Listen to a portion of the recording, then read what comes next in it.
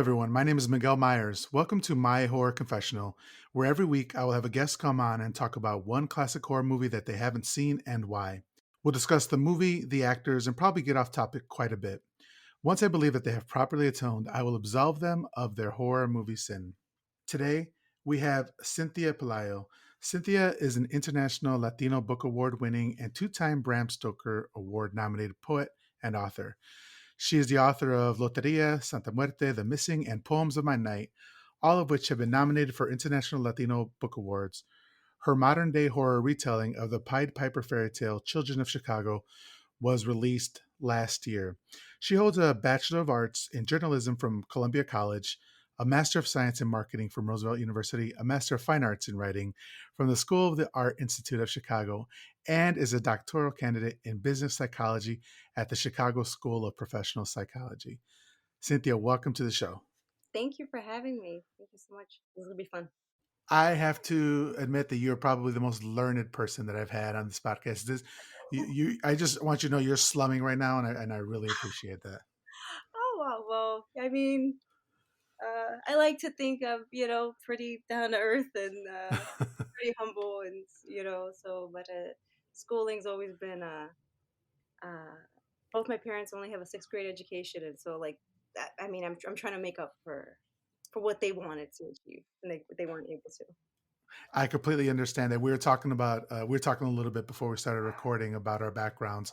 I'm Mexican and Puerto Rican, and you're 100% Puerto Rican. Is that correct? Yes, I'm Puerto Rican, and my husband is Mexican. Oh, okay. So your children are like me then. I got you. Yeah, yeah. That's cool.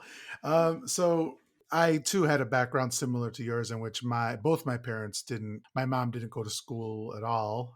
She grew up in El Campo in Puerto Rico, and my dad grew up in El Rancho in Mexico. So they didn't really have a lot of that education. I didn't pursue it as you did, so I am proud.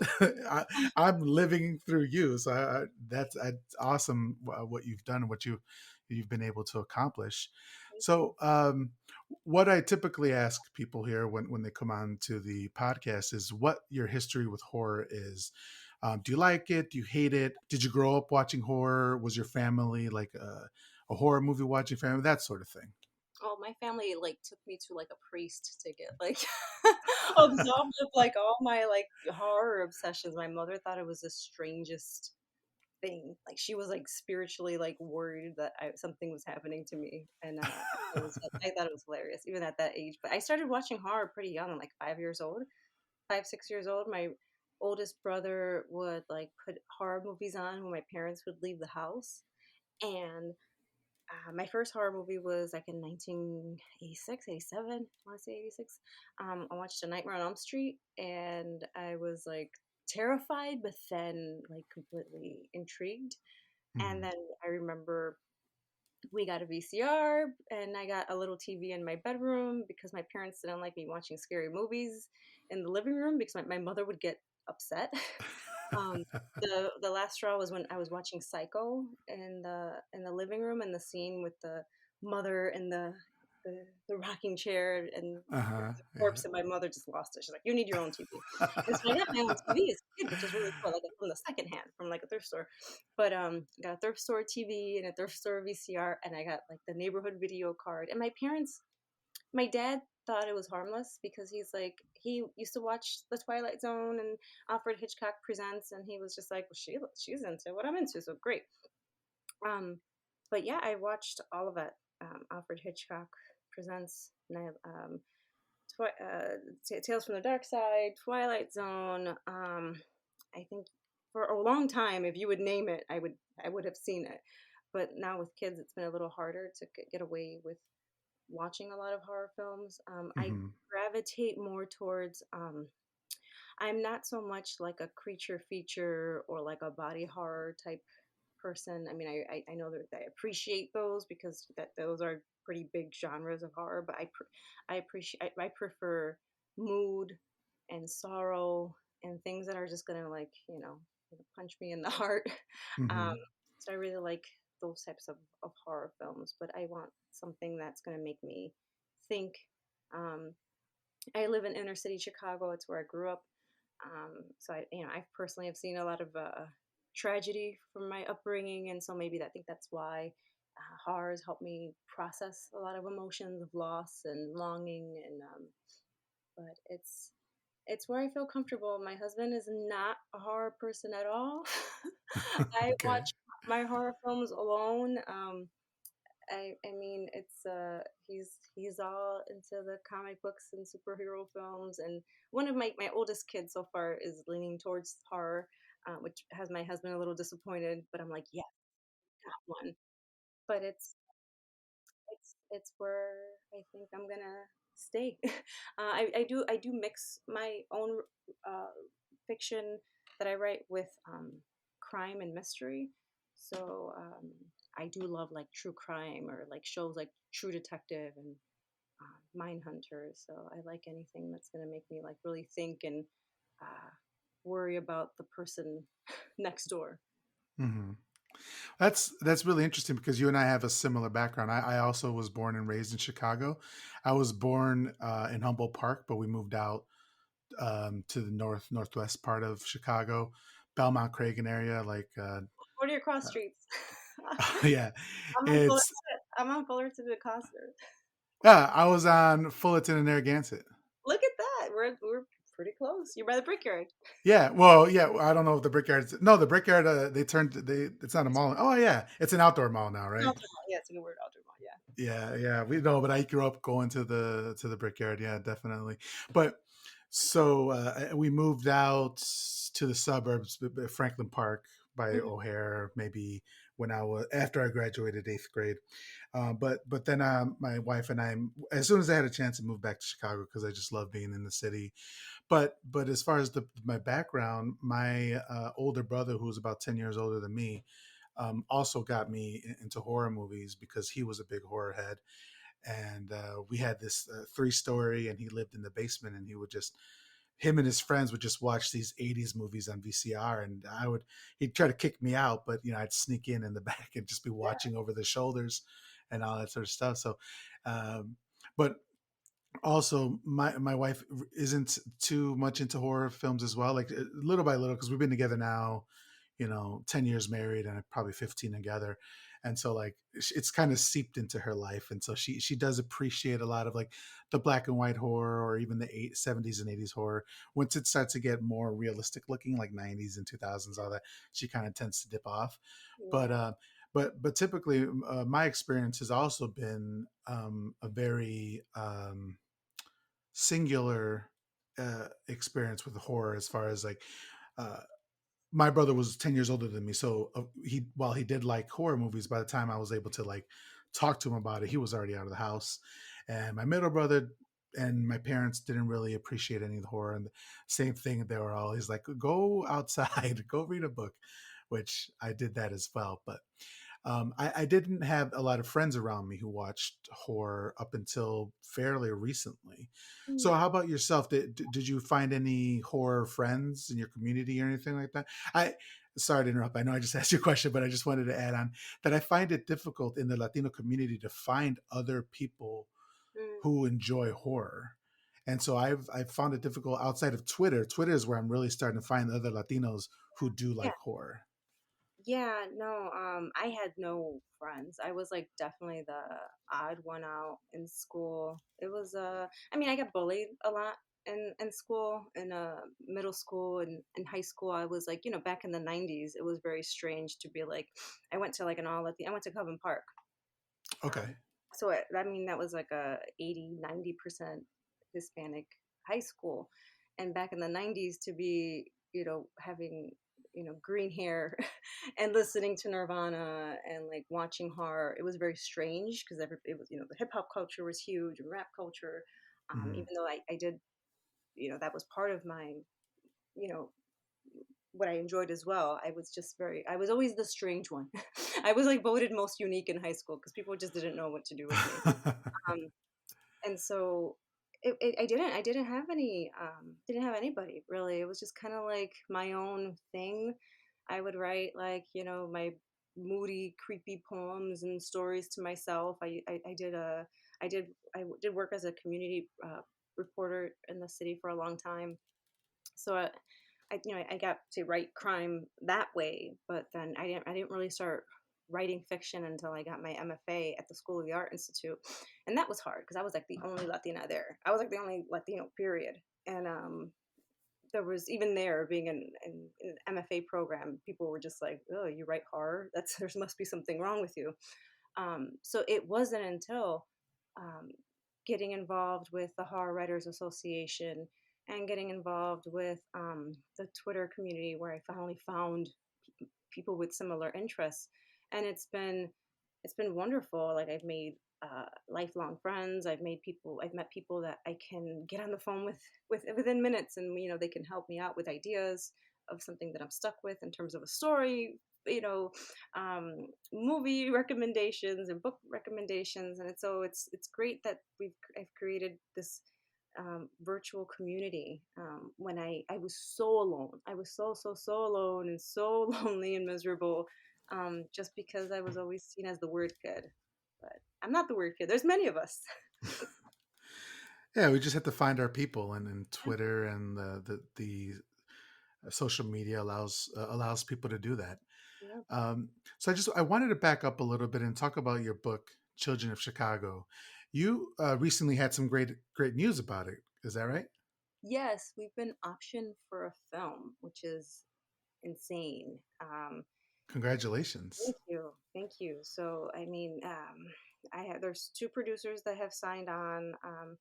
Janet Zucker and Tony Eldritch, and they've both have made multiple films. I mean, Tony has worked with like Denzel Washington, and he's working with Benedict Cumberbatch on a film. Janet Zucker has, oh my gosh, like so many films that she's worked on, like this great body of work. Um, and it's in the announcement, it mentions that she's working right now on a film with Spike Lee. So it's like, holy wow, this is just, it's insane. But it's very exciting that they both liked the story. I feel like there's so much that can be said with the city of Chicago. And even if you look at like TV, like we have Chicago PD, Chicago Fire. There's so many television shows that have been filmed here. I think even with the recent remake of Candyman, I mean Chicago is just a great place to explore horror because we have a really interesting present and past with all of our connections to everything from like serial killers to artists. So I think it's a great city. So yeah, we'll see how that goes. But it's great news. Yeah, that sounds awesome. I'm so excited for you. I can't wait to hear what comes of that. Can you talk a little bit about what the process was like of getting that optioned, or is that yeah, I don't know anything about getting books optioned, so I don't know what you can or can't I mean, say. I could talk generally, just Hmm. generally, it's It, I mean, I guess I guess I'm not going to help be too helpful, but it really varies. There are people who get film options and they have a literary agent. There are Hmm. people who get film options and they don't have a literary agent. I could talk a little bit about my friend, Max Booth the third. His film, "We Need to Do Something," is a really good example.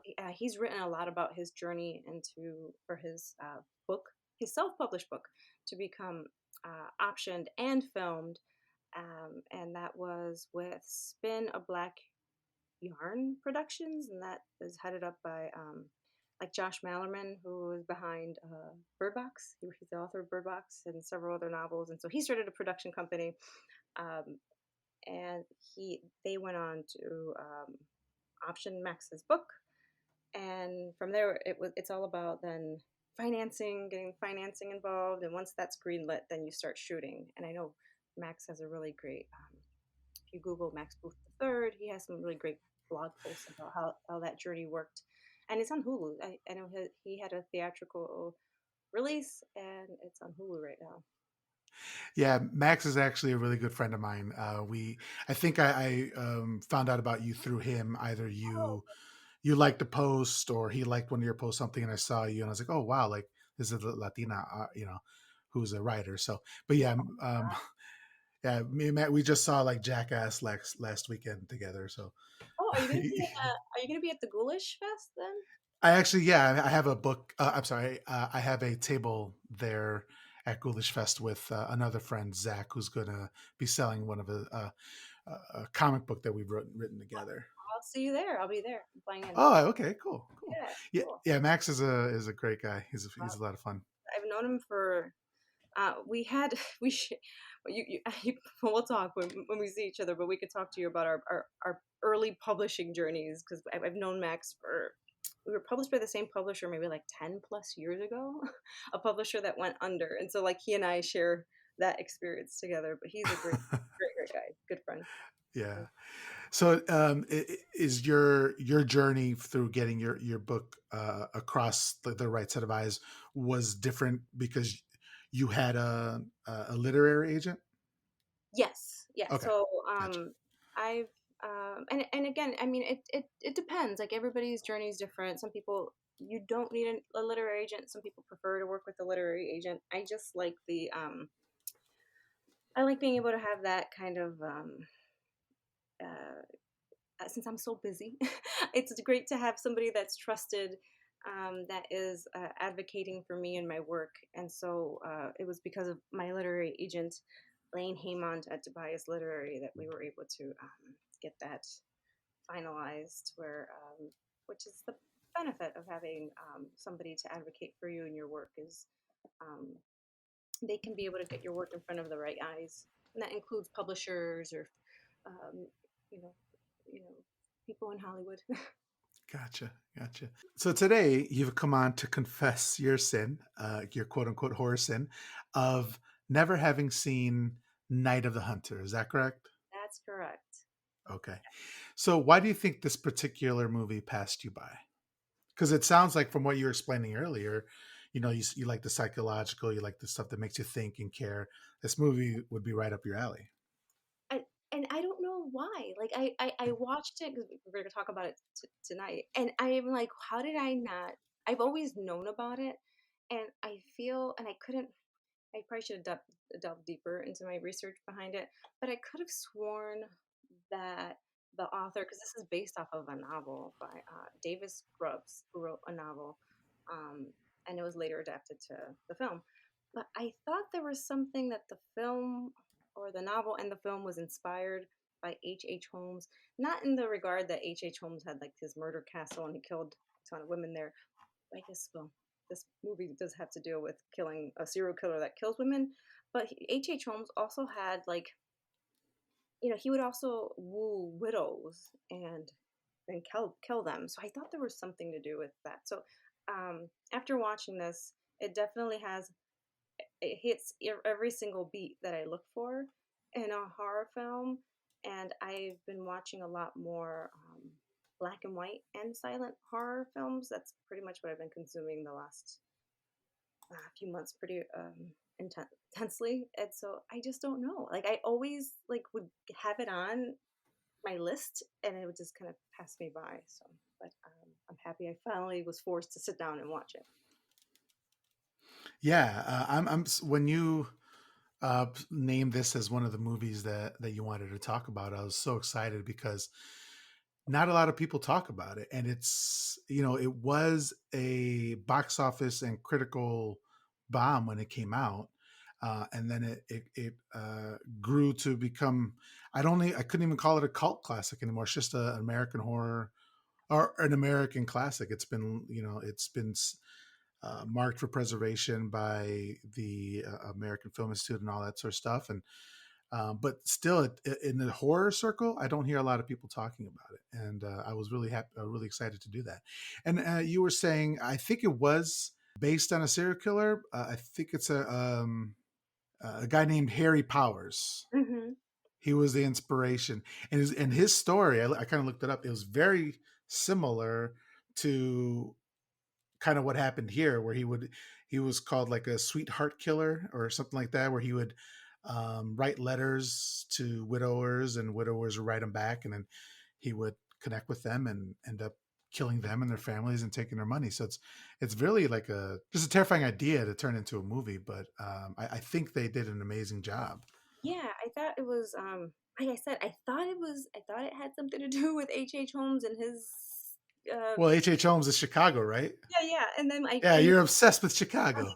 obsessed, like, yeah, I have a sickness, but when I looked, it is, based off of this serial killer that is from West Virginia, and the author, Davis Grubbs, is from the same town, I wanna say, that this Okay, killer that's was cool. named, so I think that's what, that was really interesting to learn, and you're right, it was like a box office failure, and a lot of people, um, shunned it, a lot of religious groups, shunned it, and so I don't know if that has anything to do with I mean, I just don't know.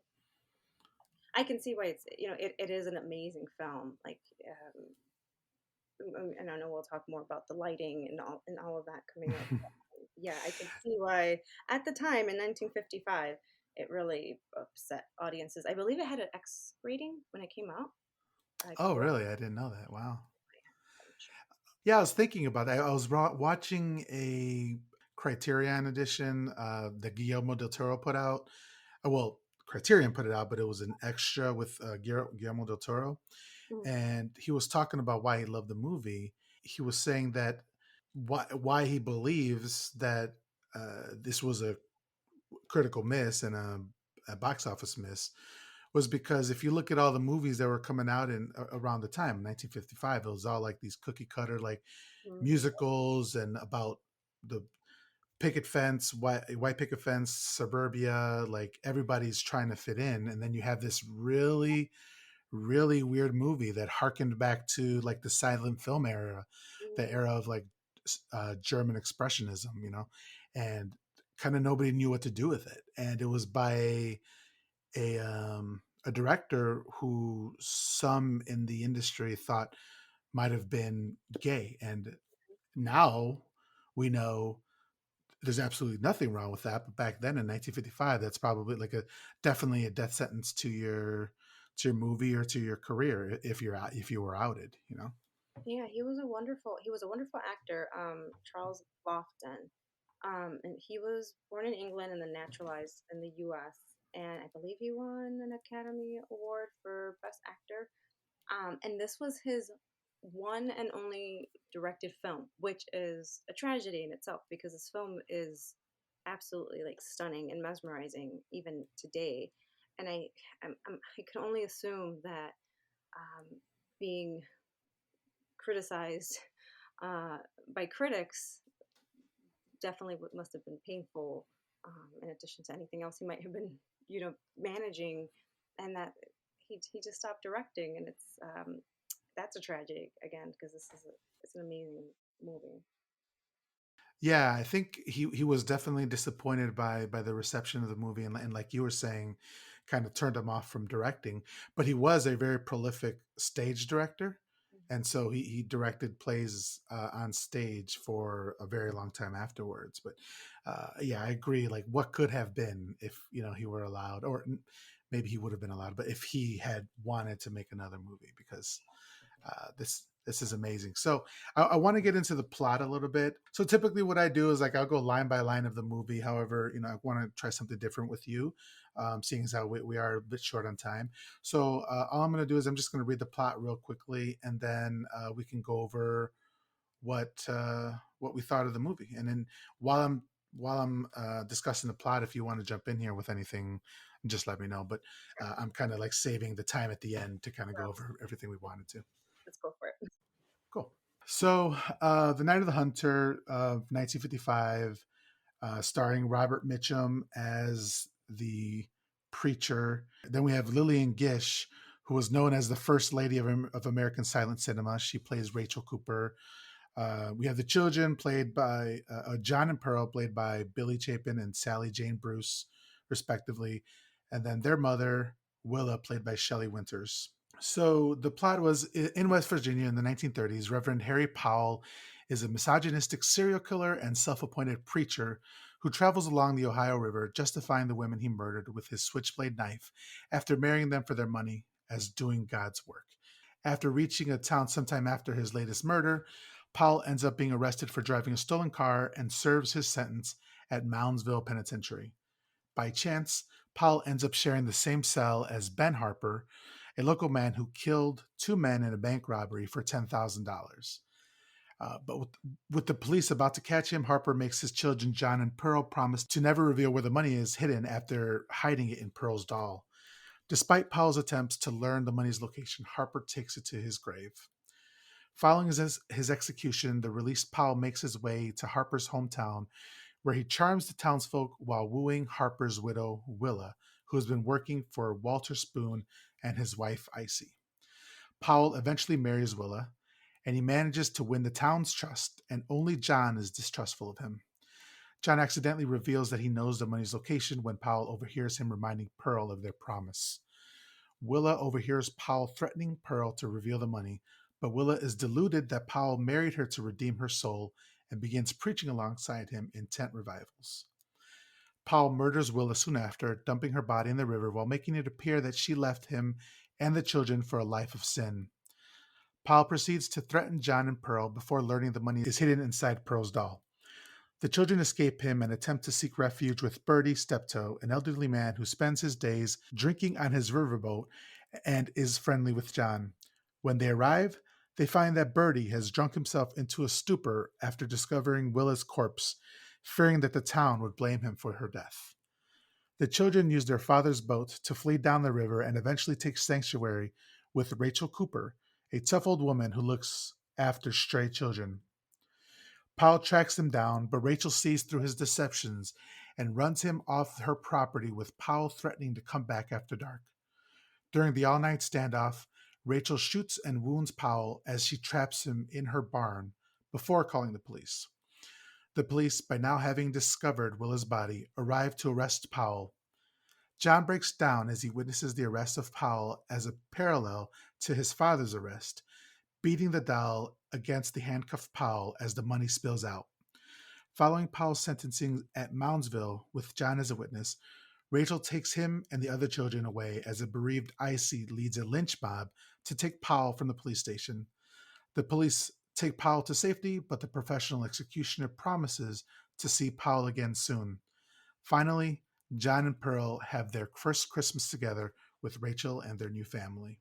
So I got to say, just starting with the ending first, I don't know why I want to start there, but the part where John breaks down and sees Powell being handcuffed, and he says, he just starts pounding the doll on him and say, "No, no, no, just take it. I can't handle this anymore, Dad." Like that part, I seriously teared up. This kid actor, I don't know if you, I'm famously known for saying "fuck them kids" because I don't like a lot of child actors, but this kid did a really great job, and I really felt for him because the whole movie he's been trying to save his sister and keep her safe, and he just at the point where they were finally safe, he just lost it, and I teared up there because it was so overwhelming and so emotional. That was a definitely I agree, that was an emotional scene, and I feel like it's because of the children throughout the film. They're not, they're vulnerable, they're children, but they're not like overly like cute and sweet. And John was played, Billy Chapman is the actor, but the way he played John throughout, he the protector of his sister, and it was at that moment where you could feel him reverting back to that scene, because it does have a lot of similarities to the scene where his father was arrested early on. And so I think it was just this whole wanting to undo what was done in the beginning. Like, I wish my father had never taken this money and started the course of these events that would lead to the death of my mother. And it's just because of this money that it never brought us anything good. It only brought us suffering. So I think in that moment he was approaching um, Harry as not Harry, but his father, Ben. Yeah, and there was one scene where they were sleeping. The two children were sleeping together in a bed, and John just reaches over and just like takes the doll and just cuddles it, and has this like smile on his face. And I was thinking there, like he's hugging his father, right? Because his father hid the money inside this doll, and that now this is all he has left of his father. Yeah, that was yeah, no, I agree. This is symbolic of this is what the last thing that he left us. This is symbolic of him. But then it's that realization there at the end that this has only brought us suffering. I had to Google. I'm like, how much was $10,000 worth in around 1955 or 1950? So I think it was around $100,000 equivalent today. Yeah, that's. I got to tell you, Cynthia, I love this research that you come in. I love because I kind of like put a lot of research into these as well, and so like to have somebody to talk bounce off of that sort of stuff, it's great because Oh, and I don't expect anybody to do any research. I just want you to come on and like just have a good time. But to have somebody come on and like do some research, oh, it's I love awesome. this stuff. Yeah, I love this stuff. Like I was like obsessing. Like I just fell down like this a rabbit hole. Like researching Lillian Gish. Like she was a pioneering American silent film actor. Like she was, silent film, and so there was just so many. There's just so many layers in this, and I feel like Charles Laughton was telling us so much in this movie. Um, that that there's so many layers that can be unraveled. Yeah, so like for example, the theme of religion.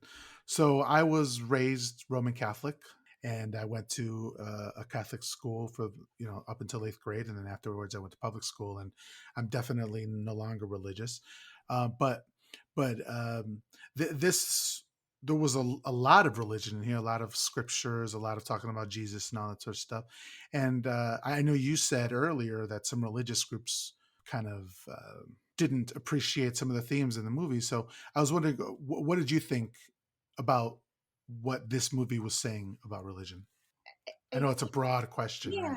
Well, there's, and I'll probably just be talking around a lot of things, but like, the idea of false prophets. I mean, I think the film opens up with this scripture about false prophets, and as soon as we hear that, then we go into the preacher, who this is a man who claims to be a preacher, but we find out right away that he's a serial killer because he's talking to himself about the number of women that he's killed. And then the next scene, he's at a burlesque theater. And so, Hmm. I mean, I could imagine conservative audiences at the time were probably like, what the hell? Um, and who is the savior and the protector of these children? But, oh, this woman um, that Mrs. Cooper, that, she is the light to the darkness of the preacher. And I know, and for at the time, she's probably not. I guess you could think of it in a way. At the time, she probably wasn't a traditional, fell into traditional female roles in the 1950s, because here she is, walking around with her shotgun ready to kill this guy that's creeping around her property. And she's not married. We learned that she had lost her son, but she created a family, her own family, with these children that she kind of took in. And so she's a strong woman, she's a very powerful woman. And I think that maybe also kind of, maybe audiences didn't realize that that was like shaking up their perceptions of what a woman could be. And she was an older woman at that time too, which is really wonderful. Like the savior, the protector, is this older woman. And then just with the preacher, his obsession with money and that greed. And so I think that also probably, and at the time in the 50s, where it's American prosperity and people buying their brand new cars and moving out to the suburbs, and money meant freedom and opportunity. And here the message is we're tying money with a serial killing preacher. I'm sure that drove audiences nuts. Yeah. Yeah, and actually, there's a scene where the preacher or Paul is in prison with the children's father, and the father is mumbling in his sleep, and the preacher is trying to get him to tell him where he hid the money, and the father ends up waking up before he does, and they have like this little bit of a conversation. And he asks, "What religion do you profess, preacher?" And he says, "The religion the Almighty and I worked out betwixt us." And so it's like, okay, so you he's not he's a false prophet, as they warned us at the beginning of the movie, beware of false prophets which come to you in sheep's clothing, but inwardly they are ravening wolves. Ye shall know them by their fruits. So Mhm. he is the false prophet, and he is not following any religion but just a religion he made up. And it's basically, that religion is, I am allowed to kill women because women are seductresses and they seduce men into sin. Mhm. And that's how he justifies murdering them. And he even says something to the fact that at the very beginning of the movie, when he's driving into a town, he says something like, I know you have no problem with," when he's talking to, or sorry, when he's talking to God, and outwardly he's saying, "It's not the killing, I know you don't have any problem with that. Your book is full of killing." So he's just rationalizing everything he does Mhm. based off the word of the Lord. Yeah. I thought I had saw something. I don't know if it's true. I'd have to go back and like re rewatch it. But there was a something that I read that said he never in the film he never said the word Jesus. Like, and there was even like a at the end there where she is singing or he's singing like a I don't know, religious song, and Leaning.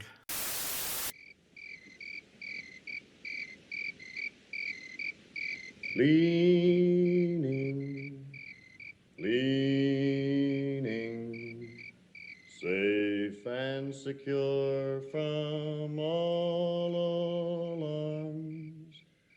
Leaning, leaning, leaning on the everlasting arms.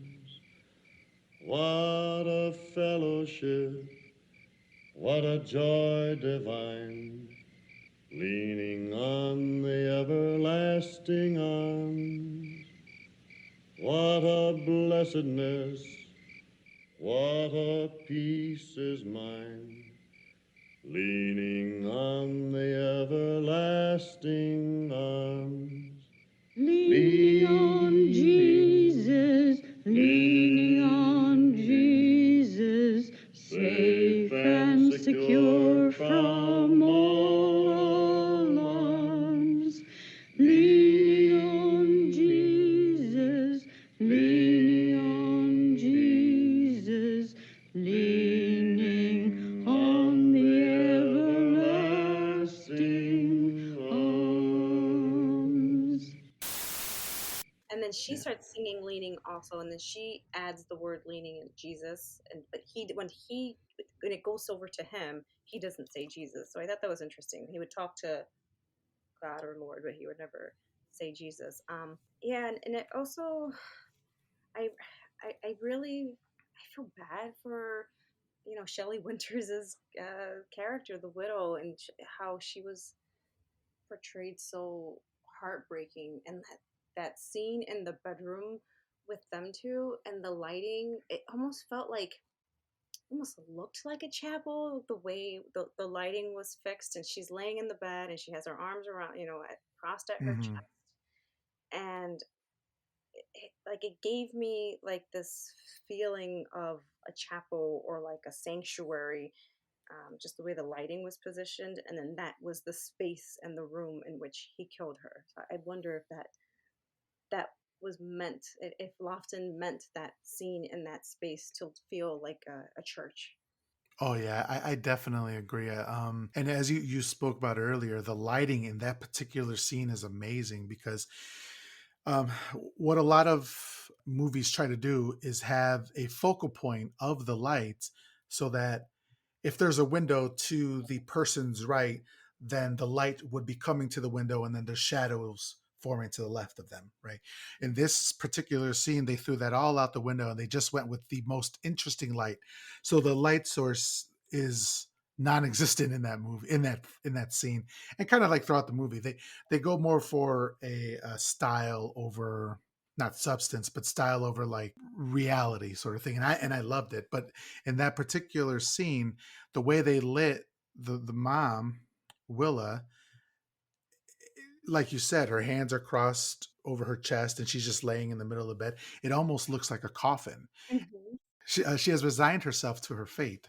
Yeah. Or I should say, she's put her fate in her new husband's hands, and unfortunately, he ends up taking her life by slitting her throat with his switchblade. And the But way but he the just goes across, like he's like standing by the window, and then that moment when he just kind of goes and just like drapes himself over her and then raises the blade above her head, that is so creepy. That was like such a creepy, slimy move that he did. Yeah, and I know you said you've recently started getting into black white movies or focusing more on them. Have you watched any silent films? Yes, I've been watching tons and tons of silent Okay. films. Yeah, so like um, I know like this one, like if people have watched German expressionist horror, like the Hmm. Cabinet of Dr. Caligari or Nosferatu, you Yeah. see that like the I don't know I don't know how to say it without with the I don't know how to say it in English, but chiaroscuro, like that's the lighting the technique that they use in those Hmm. German expressionist films where you have like this intense, like the light and dark contrast, and so you see that all throughout this film, which is incredible. Yeah, and even some of the movements that they do, like exactly in that scene that you're talking about, where like he drapes himself across her and like fully extends out. That's really reminiscent of the Cabinet of Dr. Caligari. In the scene of that movie where a woman character, I don't remember her name off the top of my head, but she is abducted by a somnambulist, and he is like, because it's a silent film, he's doing these weird outstretched kind of movements. And actually, later on in this movie, Night of the Hunter, there's a scene later on where they're in the cellar Oh, and the okay. kids have like tricked Powell to going down there thinking that the money was down there, and then they kind of like drop some cans or some jars on his head and knock him out a little bit, and then they're running up the stairs and he's like fully stretched out with his arms like running up there. That reminds me so much of like the Cabinet of Dr. Caligari or German Expressionism, because it's like these exaggerated movements and this lighting scheme that, man, it just looks so great. You know, And I and don't think, I'm sorry, go ahead. I don't know. Oh, because you were talking about that scene in the basement, which is so amazing, and and then I was thinking about him standing outside the white picket fence, standing under like the street light, and like his hat is like really pronounced. It doesn't that remind you of like The Exorcist, like with the priest? Oh man, yeah, that is so spot on. That now I'm like that's giving me because there was something I paused it on that. I'm like, whoa, that is powerful. And now I'm like, there. That's probably where I've seen that done again. The Exorcist. That standing under the streetlight. But even in that lighting, his shadow like casts like 30 or 40 feet into their bedroom, and like it's taking up half of a wall, and that's how they come to see him. And that's obviously not realistic, but it looks so cool and so amazing. Yeah, there's so much of that throughout. Like the Mrs. Cooper, like even sitting in like holding the shotgun in her rocking chair, and she's just like cast in shadow, and you can kind of it. I mean, yeah, there's the underwater scene. I could probably talk for like an hour of that underwater scene, which is Oh, incredible. That let's lighting, talk about it. Let's get into it. like that was like when you're looking at that and you're thinking this was his first film. His first and only film that he directed, and the lighting on that was completely incredible. Like you see her um this is after Willa has been killed, and I guess he dumped the car in the river, and she's in it.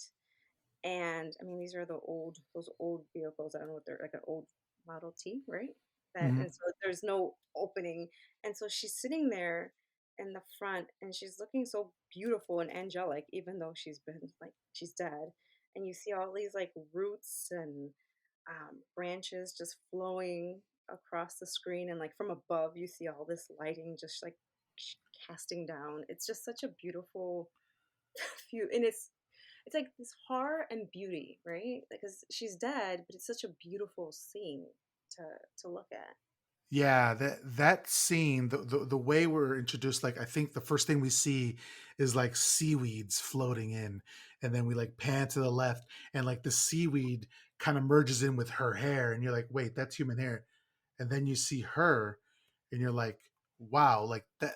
What we're just seeing right now, it looks amazing, and it looks ghastly, but beautiful. Yeah, that whole how they rendered that is just uh, yeah. Yeah, Yeah, I don't have any words for how beautiful it is, but also how grotesque it is as well. You right. know. And you've seen that. I mean, you've seen the hair like in more recent films. Like I think you could probably see it in The Grudge. I think The Grudge did things like that with the hair, like the floating of hair. Mhm. So it is interesting to see that this film is still influenced. It has is continues to influence modern day filmmakers, but that one scene in underwater, it's pretty incredible to look at it, and then to think again, this is his first and only film that he directed. What a shame. Wish we had more. Yeah. So what when I'm looking at Shelley Winters or Willa's face in there, I thought like she was holding her breath. I thought they were doing like 5 second shots at a time of just her holding her breath and cutting away. But because it looked so good, but it was actually a dummy. It was like a model or something like that. Which it looks great because I was thinking the whole time I was like, wow, like how is she so like dead in the face and she's not like you're not seeing air bubbles come up or something. You know, it's they just did a That was great. fantastic part, a fantastic job in that scene. And actually, Guillermo del Toro has said that he's been trying to produce or reproduce that scene in his movies for the last 25, 30 years. And Wow. he's never been able to do that as well as it was done in Night of the Hunter. And he actually did an underwater movie, right? He did, shoot, what was the name of that one? Shape of Water. The Shape of Water. Yes, The Yeah. Shape of Water, exactly. Yeah. Yeah, it's an incredible scene, and to think that it was done in 1955, and then the modern day filmmaker has been trying to replicate that effect for 25 years. Just goes to show how incredible some of these, just the lighting in this film are. Yeah. So we talked a bit about religion and stuff. What do you think some of the other themes, or yeah, I guess we would say themes in this movie are like there's I guess religious zealotry. I mean, but that kind of goes along with that. But I kind of wanted to touch on that a little bit because we see that still in this day and age how people can you know, as I said before, I don't know what your beliefs are, and I don't want to touch or insult anybody's leanings or something like that, but I'm just saying in this day and age you do see people who and since the beginning of time people have used the Bible and other religious texts to get people to follow them and do the things that they want to do, that want them to do, and it kind of goes against the teachings, and that's exactly what Powell was doing in this movie. Right. And you can see, I mean, manipulation is definitely like, uh, I think that's the unsaid here that he was able to manipulate so many people just by having this badge, I guess you could say, of, well, I'm a preacher. And so that automatically made, the Spoons, I believe that was their last name, the Hmm. shopkeepers were, Willow worked, that they believed him right away when he said, "Oh, she left me." When he murdered her the night before and dumped her in her river, but she had worked for them for who knows how long. But just because he's a preacher, he told them, "Oh no, she just up and left me," and they quickly believed him. I do love that. Just right off, like right away, John, the little boy, did not trust this man. Like he knew as soon as he met this man, he didn't care any about this preacher business. That didn't mean anything to that little boy. He knew that that man was there for one reason and one reason only, and it was the money. Um, but yeah, the manipulation, because he said he was aligned with this type of teaching.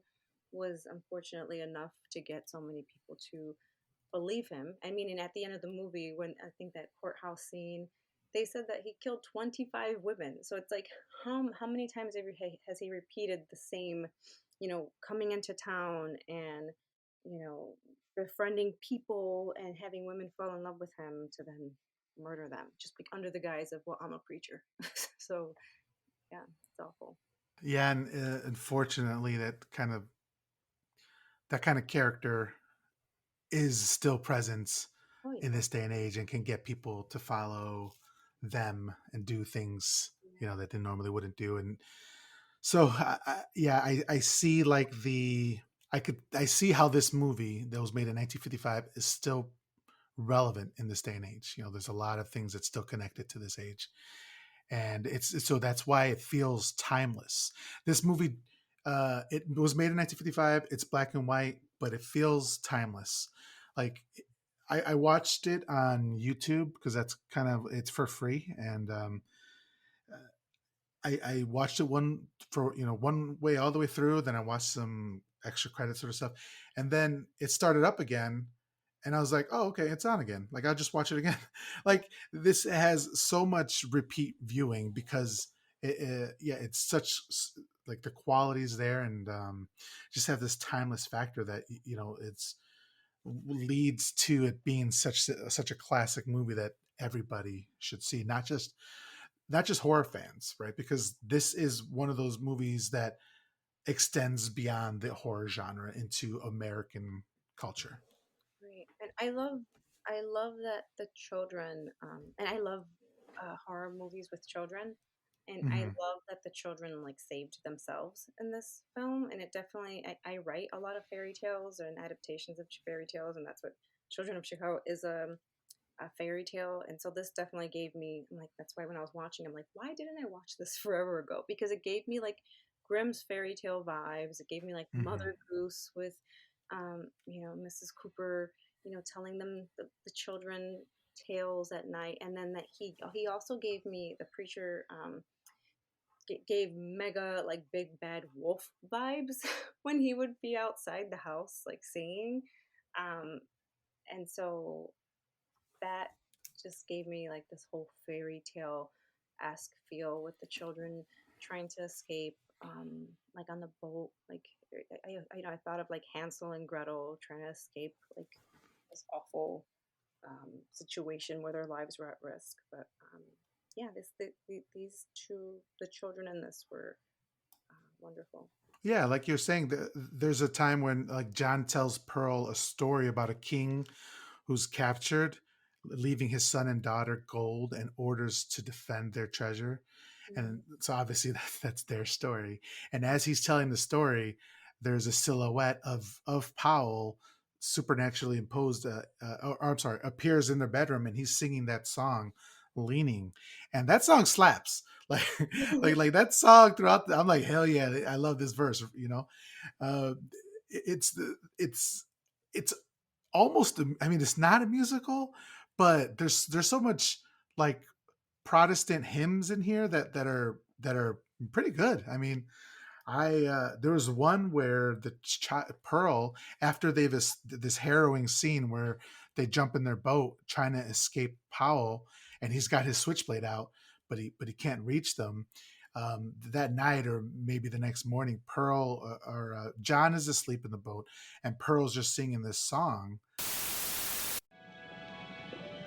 Once upon a time there was a pretty fly. He had a pretty wife, this pretty fly. But one day she flew away, flew away. She had two pretty children, but one night these two pretty children flew away into the sky.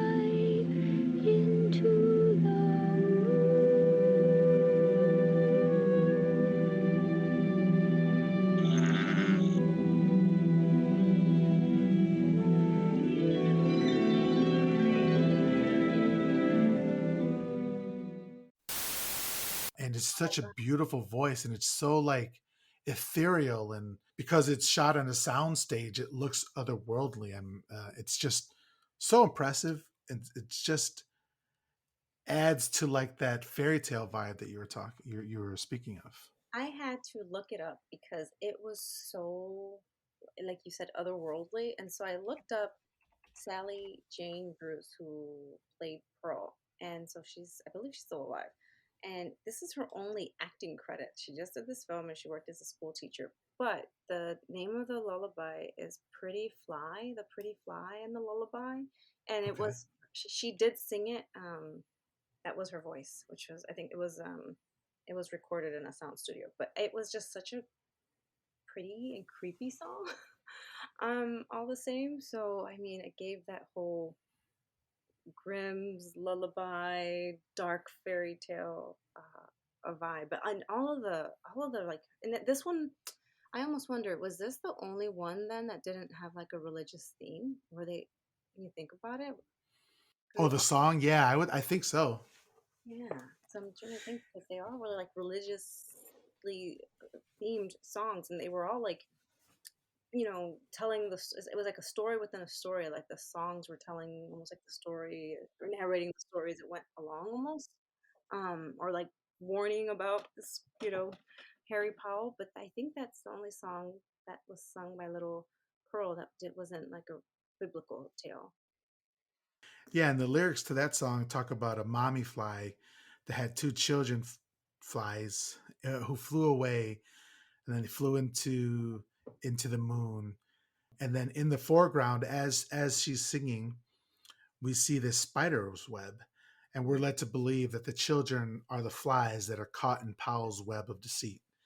So good, It's just so amazing, like so just the good. layers to this movie, and her singing that, like I went back a couple times just to hear that song. It's so lovely. It's so haunting.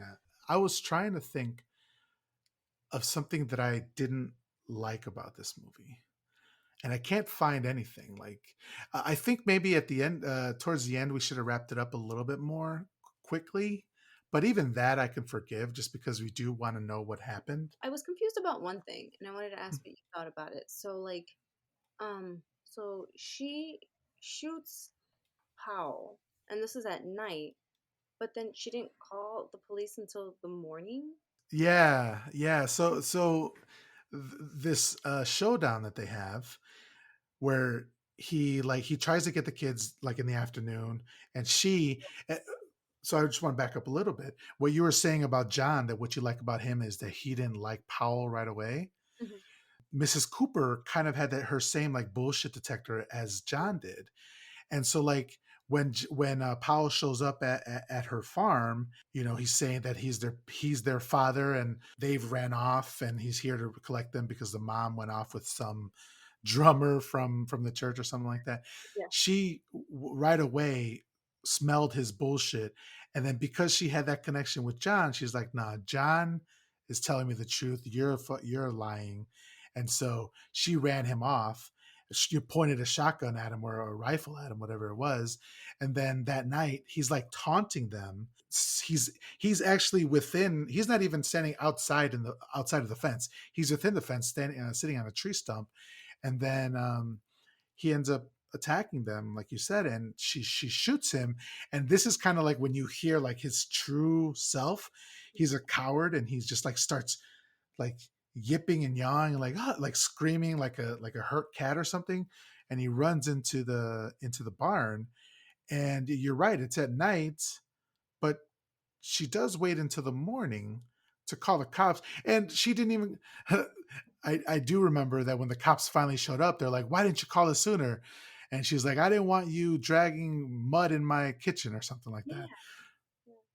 Yeah. So Yeah. I guess this tough old broad kind of could stand her own, which is really cool. In other movies, maybe he would have like wrestled the gun from her, and like they would have tussled or something like that. But Mrs. Cooper wasn't putting up with the shit, and she was able to fend him off. Yeah. Yeah. So I kept trying to think about like why did they wait until the morning? And I almost feel like I don't want to assume what Laughton was trying to do, but I just feel like he did so much with like light and dark, almost like, well, we can't bring this evil out at night. Like we have to reveal him in the light, and here's the daytime, and now let's bring him in. But yeah, I just can't get over her. Like she's such a badass, Mrs. Cooper, and I feel like that also has something to do with why the film wasn't received so well, because she is not.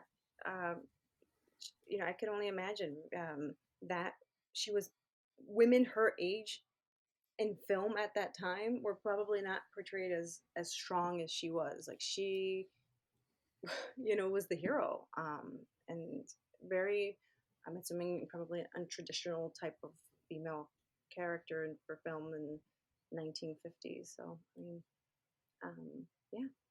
But he overall, Paul, Paul, I think just to talk about him, he's an amazing villain. Like an amazing villain. Like he is just the way Robert Mitchum played him just made me hate this character so much. And we didn't even talk about the tattoos. Oh yes, love and hate. Well, so it's funny you were talking about Spike Lee earlier. Well, in Spike Lee's movie Do the Right Thing, he actually has a character who has the gold rings, love and hate, on there. And I saw an interview with him with Spike Lee, who talked about the Night of the Hunter and where he got the Really yeah, that's where he got the idea for it. awesome. I didn't know that. That's very cool. So yeah, those tattoos. He has this whole spiel about it, and he so early in the film we saw him tell it to the Spoons, and they were like, and I think Willow was there as well, and they were like enraptured. Right? He goes into the whole spiel about what it means, love versus hate, and all that, and love and hate have been fighting since the beginning of time, and sometimes it looks like hate is winning, but actually love has always won, and they're like enraptured by it. They eat it up. But when he's trying to tell Mrs. Cooper that, she's not buying it, she's like rolling her eyes and like, okay, whatever, dude. Yeah, she was great. She like read right through him. She's just like, I'm not taking any of that. You're obvious. You're obviously here for something. What is it that you want? Like, yeah, but the love and hate tattoos. Yeah. So I wanted to talk a little bit about the women's roles in the household in this time. So this is after World War One, around the Great Depression. We're never really privy to how close of a relationship Willa has with the children's fathers. I don't know if he's like in their life all the time and he just had a lapse in judgment and robbed them, or killed somebody and robbed a bank or whatever, or if he like a criminal.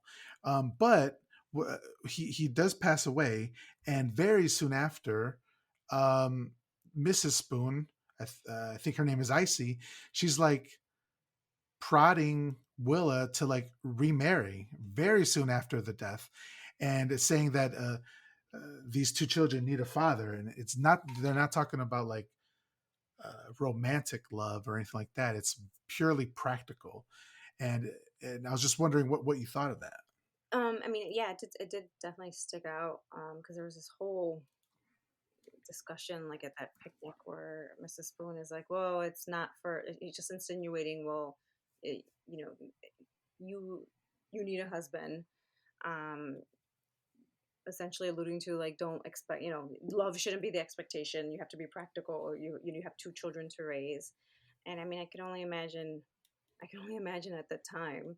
I mean, women couldn't have credit cards until like what, the 60s or 70s. I can't Hmm. recall. Yeah. So I could only imagine that um, it was difficult for a widow, with two small children, to manage a house and manage finances. And I mean, I could even think just like the face, like the expectation that you should still have a husband. I'm sure that was pressure for a lot of women, unfortunately. So yeah, that did really, and you could tell like she didn't want, like Willa didn't want, even though she appeared as a very soft spoken character. She didn't want to like disturb things. She didn't want to remarry until Mrs. Spoon just kept like putting it in her head. Well, this is what you should do. This is your expectation. And I thought that was very sad that societal pressure was placed on her. And it actually is really interesting commentary. It's like, well, her downfall was because of this societal pressure. Because society told me this is the right thing to do, and I listened to society, and because of that, it got me killed. So it's another reason why I'm sure audiences were like, at that time, were like, this is awful. But yeah, it was very very, and it was just like within days of, and I can only imagine. I don't know back then. Maybe people got married pretty quickly, but it wasn't a long courtship. Like they got married pretty quickly. Was the alluded to in the film. Yeah, it just I felt bad because I didn't even make the connection. Like I didn't stop to think that because Icy like kind of egged her on to get married quickly, that did lead to her death, and that's why Icy was so adamant at the end, like let's string them up, because she was hurt because she probably feels Betrayed. betrayed and responsible for what happened to her and what happened to this children, because while she was very pushy and very bossy and nosy and all that sort of stuff, she did love that family. She did love the kids, Mhm. Yeah. and to bring down this on their heads because she was like pushing. I'm sure she was feeling a lot of guilt for that. So again, just so many layers in this movie. So I kind of wanted to wrap things up now because we're a little bit over an hour now, but this we could literally talk about this movie for hours. It's so good. I have a friend cousin actually wrote a book on this movie. It's a really like educational, like a textbook, but not as thick as a textbook. So I'm gonna look into that and read it because I do love this movie. Is there anything? I have a couple. I'm going to ask for ratings and all that stuff in a little bit, but I wanted to see if was there anything else that you wanted to talk about this I mean, I'm so happy that we connected and I finally watched it. I think this is definitely my type of horror. I love horror that there's dread throughout this entire film. You just kind of feel anxiety and dread throughout. And then that coupled with these just gorgeous images and like these passages in the film, there's like a surrealist quality to it too, and just movie? this fairy tale Yeah. of these children wandering through the woods. I mean, not the woods, like in the river, but trying to find safety. Um, it also has uh, touches, I guess you could say, of like the Southern Gothic.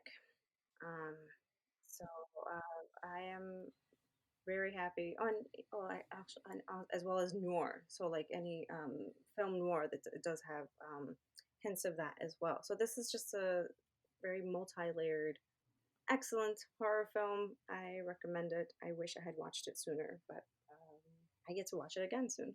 Yeah, I mean, there's we hardly scratched a layer, just a small layer of this movie. So what we normally do now is we rate the movie based on five upside down crosses. So what would you give Night of the Hunter? Well, the highest, best rating possible. What is that like? Just we just go full Oh, on. five, yeah, five upside down We go full crosses. on five. All right, we're going on five. Yeah. Okay. Yeah, I agree with you. This is a perfect movie for me. You can't find anything wrong. Like the acting, the storytelling, the cinematography, the lighting, the sense of dread, like you were talking about. It's just phenomenal. It's like if you want to get somebody into horror that isn't into horror, maybe Yeah. soft horror or something like that, I would definitely recommend showing them this movie because I mean, what's not to love? I mean, what's not to love and hate? You know? Right, right, perfect. Yeah, there's no, and that's what's great. I think that's why I do really enjoy a lot of like silent and black and white horror films, because they do so much with emotion. And so if you're just getting into horror, this is a great place to start, because it's not it's not graphic, it's not gory. Um, but if like anxiety and dread, it's a lot. This is gonna get you, which is, I mean, that's usually what I go for, like in horror films. I want to feel that sense of anxiety and panic, and like, oh my goodness, worried for the people that I'm cheering on, and I felt that throughout this because I didn't know, like I didn't know if he was gonna get the kids. I really thought at one point, like, oh my gosh, he's really gonna get these kids. And in 1955, whoa, that would have been. I really thought it was Because gonna go the other way. Yeah, yeah, because he was like really going at them with that knife. Like, yeah, there was times where we were like, oh man, he's gonna get him. yeah, All right, Cynthia. So now what we do here is, in order to be fully absolved of your horror movie sin, I will be suggesting three movies to you in the similar vein of the Night of the Hunter, and you can check them out, and hopefully you enjoy them. awesome, The first one I wanted to recommend to you was El Esqueleto de la Señora Morales, or the Skeleton of Mrs. Morales. And this is one I'm championing. I found this one maybe a year, 2 years ago, and it's this black and white Mexican movie. It's like noir, and it's got that same kind of shadowy vibe to it. I really think you're going to enjoy this one, and I awesome, think it's on Tubi, so that's free. awesome. The next one I would say is Haxan, which is another. This is a silent black and white German expressionism movie, and then the last one I would say would be Faust from 1926 by F.W. Murnau, Awesome. and that's another black and white, obviously silent film that is so good. The use of light and shadows and fog, everything that Laughton was trying to do here, is you could see where he got that from in these movies that I recommended to you. So hopefully you'll check them out, and maybe you'll come on in the future, and we can talk about those in another movie. For sure. Awesome. All right, Cynthia. So, could you let my audience know where they can follow you, where they can buy your books, how they can support you in every way? Awesome. You can find me on Twitter. My nickname is Sina. So if you go to Twitter, Cina Pelayo, that's my Twitter handle. My website is cinapelayo.com. So cinapelayo.com.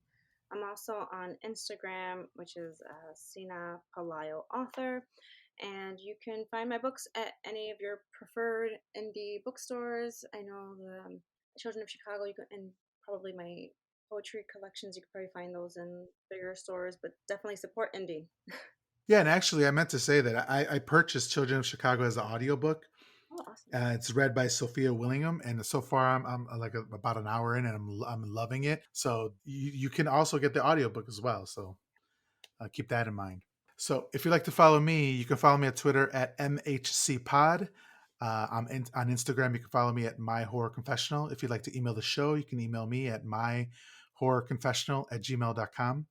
The music was done by Taylor Fox. Her Instagram is at the Taylor Fox. Her band's gonna be dropping an album pretty soon. It's called Great Hag. So you should look out for that. And the artwork was done by my good friend Cap Mikey. You can follow him at Instagram at Cap'n_Mikey_art. That's it. Thanks for listening. We'll talk to you next week.